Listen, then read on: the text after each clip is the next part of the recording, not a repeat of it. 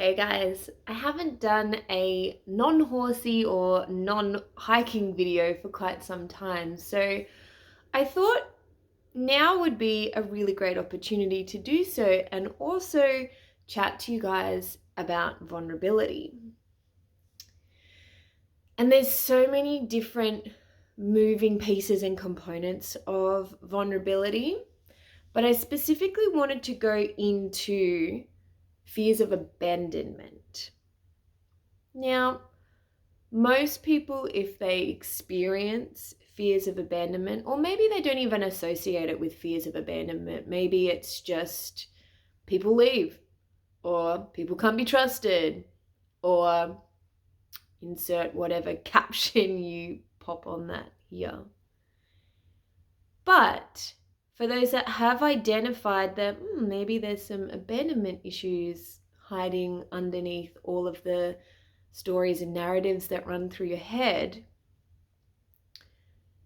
a lot of people want to identify where it's come from.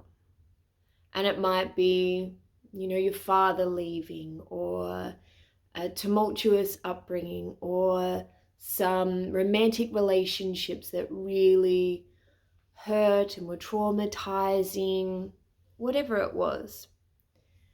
But that's only the beginning.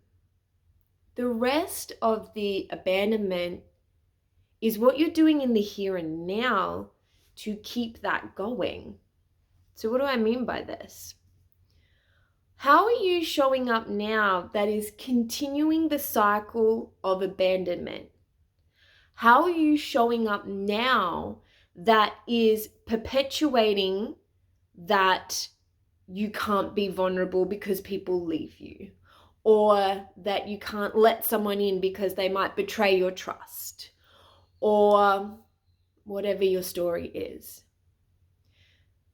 Because what I see so frequently, and I've been super guilty of doing this in my own life too over the years, is that we put walls up, protection mechanisms, safety, whatever it is. It's like, cool story, guys. The thing that you're doing to prevent being abandoned or letting people in so you've got that closeness that you crave is the very thing that's hurting and harming you. We need to be vulnerable in order to let people in. We need to be open and honest in order to change the story.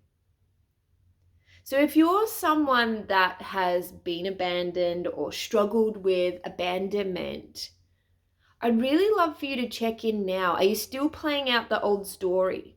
Because you can't do anything about what's happened in your childhood. You can make peace with it, definitely. You can clear that shit so it's not impacting you in the here and now.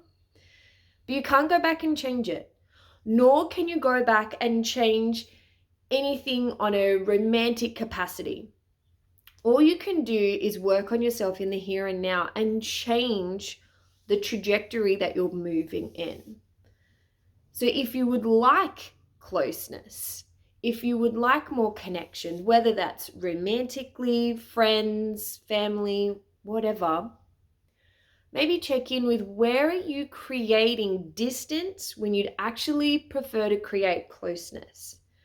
And that's where you get to check in with your vulnerability. Where are you maybe not being vulnerable? And vulnerability looks different to everyone. So there's no sort of blanket across that, but it can be heart connections. It can be really sharing. It can be letting someone support you when you're so used to doing it on your own.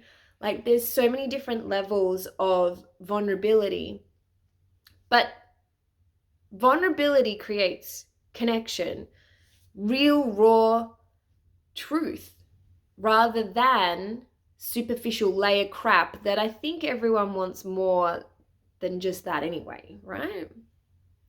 No one wants fair weather people. They want to have depth and substance. So are you someone that struggles with abandonment issues, whether in the past or still now? Are you someone that also struggles with vulnerability? I would invite you to really sit with this and see, where are you maybe holding yourself back from being able to step into a new piece of life, new story, a new chapter, new relationships, or deeper relationships? I'd love to hear from you on this. And if this is something that you're looking to clear, I've got a couple upcoming workshops on the coast. The link will be in the description here. If you'd like to come and start moving through some of your traumas and tribulations in a non-scary, non-judgmental way, then I would love to have you join us. And I'll chat with you guys again soon.